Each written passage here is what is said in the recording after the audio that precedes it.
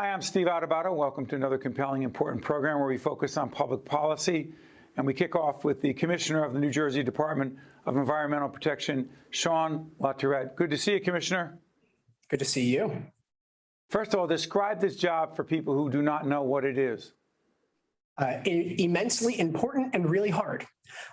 So the Commissioner of Environmental Protection has the responsibility to hold every natural resource of this state in trust for its people, right? Because our air, our land, our water, our wildlife, they don't belong to the government or to me or even the people of the Department of Environmental Protection who work so hard every day to protect them. All of our natural resources belong to the people, all of the people. And so the commissioner oversees regulatory programs that make sure our water is clean, that we get safe drinking water, that we can fish in our streams and swim in our oceans, and that manufacturing facilities don't put too much pollution into the air, and many things like that. Shawn, I'm sorry for calling you Shawn because that's how we met several years ago, because I know of your commitment to environmental law, your background at the Gibbons Law Firm before that. And let me disclose, you're a former student of mine in the Gibbons Leadership Academy. Can I do that? By all means. Yeah, I wasn't that terrible doing that, and you've accomplished great things since then. But I've got to ask you, I was always struck every time we were in classrooms together or in seminars, your commitment to environmental law and justice is so deep, so genuine, so real. Where does it come from? I think it comes from a background of seeing the disparities that folks experience with respect to how healthy their environment is or how much access they have to it. Right? I grew up in a working poor family up to that, benefited from the generosity of our fellow citizens whose taxpayer funds pay for things like food stamps and free school lunch, right? And I didn't know what environmentalism even was until I was, 20. And I saw at that time, because I was introduced to some young environmental lawyers, folks in communities who were afflicted by contaminated drinking water, partnered with the firm of then Erin Brockovich fame to organize communities whose water was poisoned by petrochemicals, help them to understand what was happening and raise their voices and defend their rights.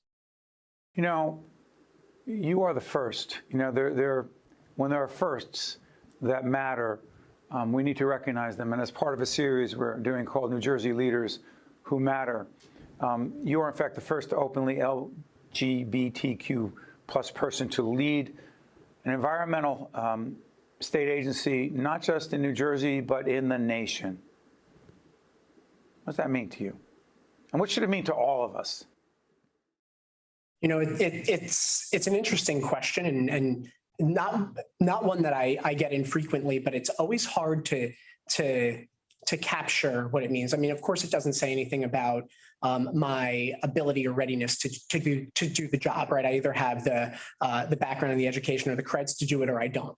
So it doesn't say anything about that, but it does say something about the importance of making sure that government reflects its people, both in how they act in terms of the policy and the law, that we're reaching the issues that are important to residents, not just important to high-minded policy folk, but that our people, our leaders reflect us.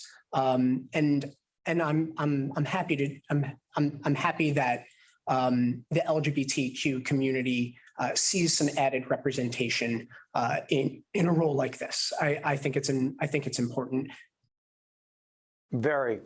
And moving forward, we need to we're playing catch up. Let's just put it that way. We're playing catch up. Hey, Commissioner, let me ask you this. When it comes to climate change resistance, it's out there, but you see it from a certain perspective. I don't know, it's not my job to offer my commentary or analysis in this venue, but yours on this resistance. Come on, seriously. It's not a big deal. And I don't know why we're making such a big deal. The whole thing, oh, we can't eat hamburgers. The hyperbole around mocking certain policies as it relates to climate change. Put it in perspective. Yeah, I'm around every day folks who think deeply about the realities of climate change, how it's impacting our state now, and how that impact, sadly, is only going to worsen into the future. And it can be hard when you are doing work like this to put yourself in the position of not believing it and trying to speak to those who may not believe that this is a real issue that we must confront. And in fact, it came up in my confirmation hearing just last week where there was a colloquy that was thick with climate denial, very thick. And from members of the legislature? Correct. And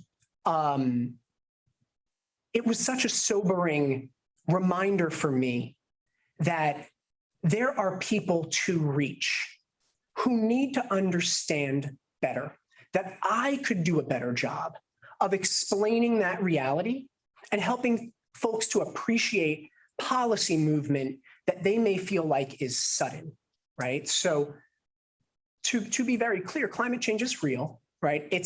I'm sorry, Commissioner, give us, for those watching right now who are either deniers or not convinced, give one concrete example of how climate change impacts our lives in a very real, genuine, relevant way. Sorry for interrupting. Go ahead. I will give you an example from just this February. We saw massive erosion along our beaches in Ocean County, parts of Monmouth, down to Cape May, from a relatively mild winter storm, a mild storm. And now we are confronted with making sure we restore those beaches. And this happens all the time. And it's only going to get worse. In New Jersey, because of our unique low-lying nature and the way that the last ice age affected the land in our state, we are likely to see 2 feet of sea level rise by 2050, 5 by 2100. We have to prepare for that. And I think. How? Specifically, policy-wise, action. And I'll tell you, with respect to making sure that we're ready, we need to make sure that what we are building today stands the test of time. I live in a 100-year-old house, right?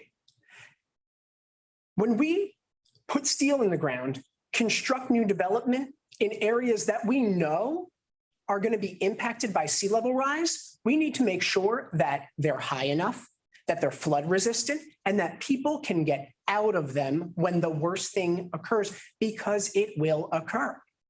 We know that. That's what the science says. And some folks push back against that because there's an added cost to floodproofing. There's an added cost if you talk about, well, maybe in some areas of the state, the ground level should actually be parking and the residential just the next level up, or commercial just the next level up, so that everyone is safe. There's resistance to this, but it's only smart planning. It's smart economic. It's good economic sense. All of the primary leaders in finance around the world think that this is the way to go. Climate is being evaluated. Your ability to resist the impacts of climate change is being evaluated in the case of sovereign debt. This is the future. We have to be ready. It is economically disastrous not to be. And by the way, you talked about the cost of preparing, the cost of not, much greater. Again. So I'll give you a specific on that, Steve. I got 20 seconds, Commissioner. Go ahead. For every $1 we invest in resilience, the studies show us you save $6 in responding and in recovering. Let's get out of this cycle of recovery and response and be smart on the front end.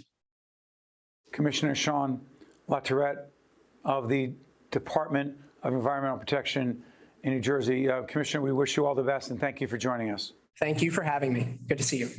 Stay with us. We'll be right back. One-on-One with Steve Adubato has been a production of the Caucus Educational Corporation. Funding has been provided by PSC&G, the New Jersey Board of Public Utilities Clean Energy Program, Valley Bank, the New Jersey Economic Development Authority, the Russell Berry Foundation, Choose New Jersey, the Turrell Fund, supporting Reimagine Childcare, Summit Health, and by Rowan University. Promotional support provided by NJ.com and by New Jersey Globe. New Jersey's early educators and childcare providers are more than twice as likely to live below the poverty line versus the general workforce. Reimagine Childcare, formed by a coalition in New Jersey, is dedicated to improving accessibility, affordability, and quality of childcare and reimagining the way we support these essential providers. Learn more by visiting reimaginechildcare.org.